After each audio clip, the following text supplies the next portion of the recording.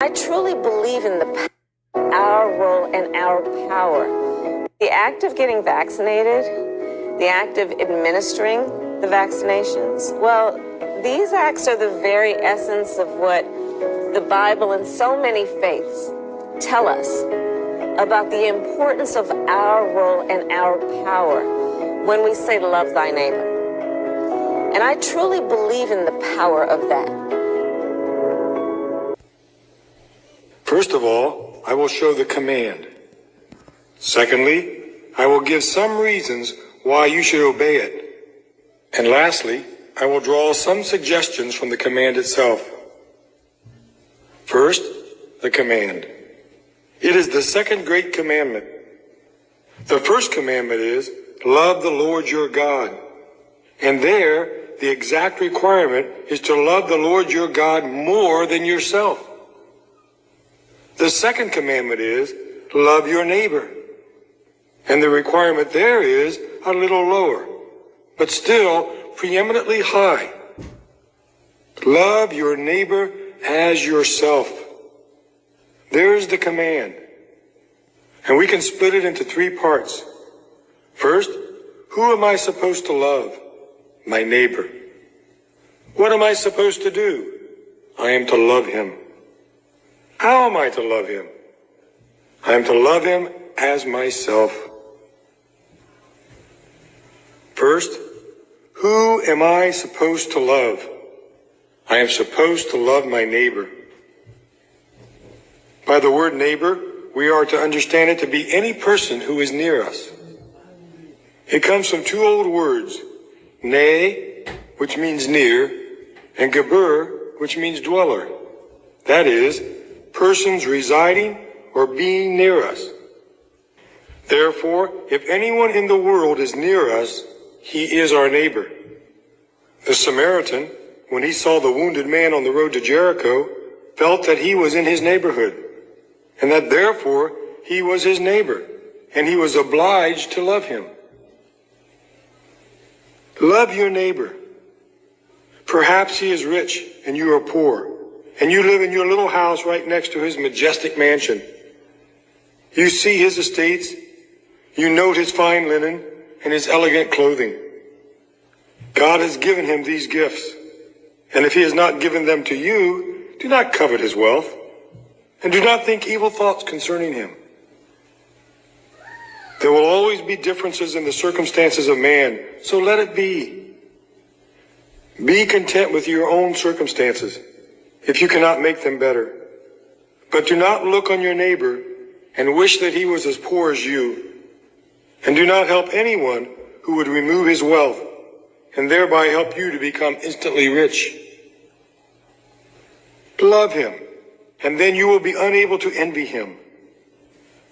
Perhaps, on the other hand, you are rich, and near you resides the poor. Do not hate to call them neighbors.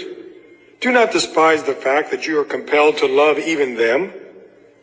The world calls them your inferiors. In what way are they inferior? Really, they are your equals, though not in social standing. God's word says, from one man he made every nation of men, that they should inhabit the whole earth. You are by no means better than them. They are men, and what are you more than that? They may be men dressed in rags, but men in rags are men. And if you are a man arrayed in the finest of clothes, you are still nothing more than a man. Be careful that you love your neighbor, even though he is dressed in rags, and do not despise him, though he is sunk deep into poverty. Love your neighbor, even though he is of a different religion. You believe that your religion is the nearest to the truth, and you have hope that you and your fellow believers who believe likewise will certainly be saved. Your neighbor thinks differently. You say his religion is false and deceptive, but you need to love him in spite of that. Do not let your differences keep you away from each other. Perhaps he may be right or he may be wrong, But the person who is most correct in practice is the one who loves most. Possibly he has no religion at all. He disregards your God. He ignores the Lord's day. He claims to be an atheist, but you are still commanded to love him. Harsh, critical words will not convert him. Cruel acts towards him will not make him a Christian. Simply show him love. His sin is not against you, but against your God. Your God takes vengeance for sins committed against him. So leave him in God's hands. But if you can do an act of kindness for him, if you can find a way to serve him, then do it, be it day or night. And if you still want to make a distinction between you and him, then make it this. Because you are not of my religion, I will serve you even more, that you may be converted to the truth, even though you are a heretic Samaritan and I am an Orthodox Jew. You are still my neighbor, and I will love you with the hope that you may give up your false worship in your temple and come and bow down in the temple of God in Jerusalem. Love your neighbor despite differences in religion. Love your neighbor even though he opposes you in the world of business. Even though he opposes you in the world of business. This will be a motto that will be hard to introduce at the stock exchange or in business. But nevertheless, it is one I am obligated to preach to you that are merchants and businessmen. A young man has recently started a new business which you are afraid will damage yours. You must not hurt him. You must neither think nor say anything to injure him. Your business is to love him. Even though he opposes you in your business, he is still your neighbor. There is another competitor living near you who is indebted to you. And if you would demand from him all that he owes you, you will ruin him and his business. But if you let him keep your money for a little while, he may weather the storm and succeed in his endeavors. It is your business to love him as yourself. Let him keep your money. Let him try it again. And perhaps he will be able to return your money, and he will also be helped. Whoever you have dealings with in business, he is your neighbor. Whether he is greater or lesser than you, he is still your neighbor. And the Bible commands that you are to love your neighbor. Note that the Bible does not merely say that you are not to hate him, but it tells you to love him. And even though he hinders your business plans, even though he prevents you from obtaining wealth, even though he steals your customers, yes, even though he should obscure your fame, yet you are still obligated to love him as yourself. This law makes no exception. Is he near you? And have you any dealings with him? Then the command says, you are to love him. And this is not making him love us. If we had spoken a kind word to him and refused him, then he would have loved us more than when we gave to him in such an unkind manner. No, although you feed the poor and visit the sick, you have not obeyed the command, unless your heart goes with your hand. And the kindness of your life testifies to the kindness of your soul. You must love your neighbor. Have not yet been vaccinated. You know, some people said, I want to wait and see how this all turns out, how everybody else is doing with it, right? So I'm gonna give it 6 months. It's July.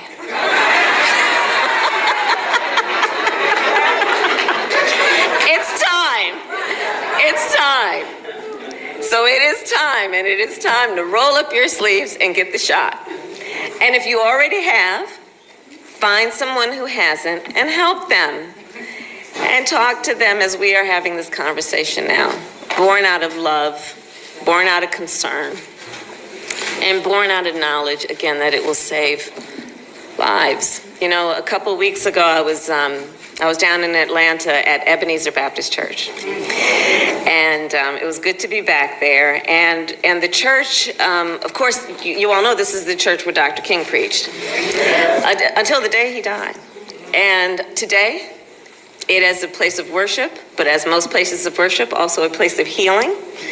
It is a vaccination site. Then and now, a place of healing. And when I was there, I talked with a bunch of folks, and in particular, I met with a bunch of folks who had just been vaccinated, and the healthcare workers who administered the vaccines. And I said then, what I will repeat today, I do believe that the act of getting vaccinated is the very essence of what the Bible tells us when it says, love thy neighbor. Right? Because what we know is, one can ask, well, who is one's neighbor? Is it the person who lives to my left, lives to my right? I know them, may borrow a cup of sugar, right? But what we know it means when we talk about love thy neighbor is that, yes, it may be the person next door, and it may be the man on the side of the road, and it may be a perfect stranger. And in the face of that stranger, you see a friend. That's what this is about. And so by getting vaccinated, you are loving your neighbor.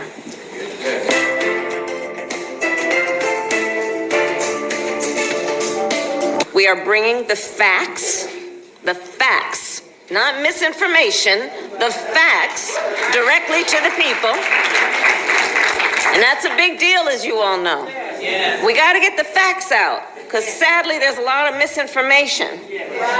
So let's know what it is, and let's talk to our neighbors and our friends and say, here, let me tell you about the facts.